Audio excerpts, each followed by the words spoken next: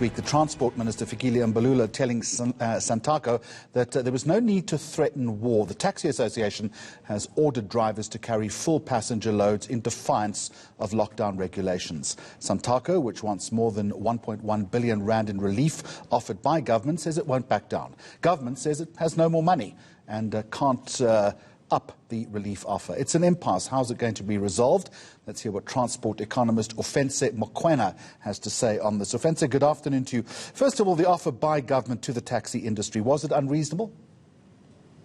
Good afternoon, Jeremy. I think the gesture, is appropriate, but the structure of the amount itself, I think that is not even close to what is in the public's expectations, largely due to the costs associated with providing a service.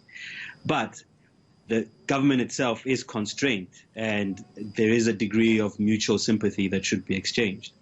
So it is reasonable on those grounds.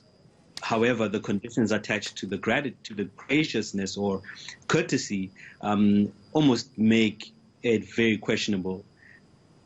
So, given that this industry is the backbone of our economy in all respects, is there a way out of this? Can it be optimally managed, given that for the commuters who find themselves in the middle of all of this, there are little or no alternatives? Yeah, I think that's one of the most difficult parts, because if you look at what the Vision 2030 was, to have rail transport as the backbone of our economy, and passenger economy. But what happened was that from the 70s, the taxi industry started to permeate, and there was no genuine intervention. So the crisis is actually, it exposes commuters to a lot of risk, but also the operators who are active in the market, whether they are taxis or generally scheduled public transport operators, they're all exposed to a similar degree of risk. The only limit or the only challenge for the taxi industry is that they, especially those who are not compliant with the National Land Transport Act, they find themselves in a situation where they don't have a cushion.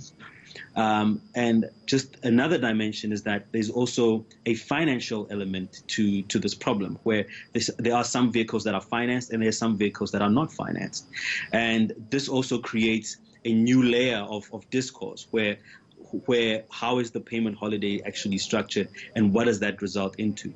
And without any real financial change in the fundamentals of the taxi industry, the commuters will continue experiencing a degree of exposure to risk of price hikes.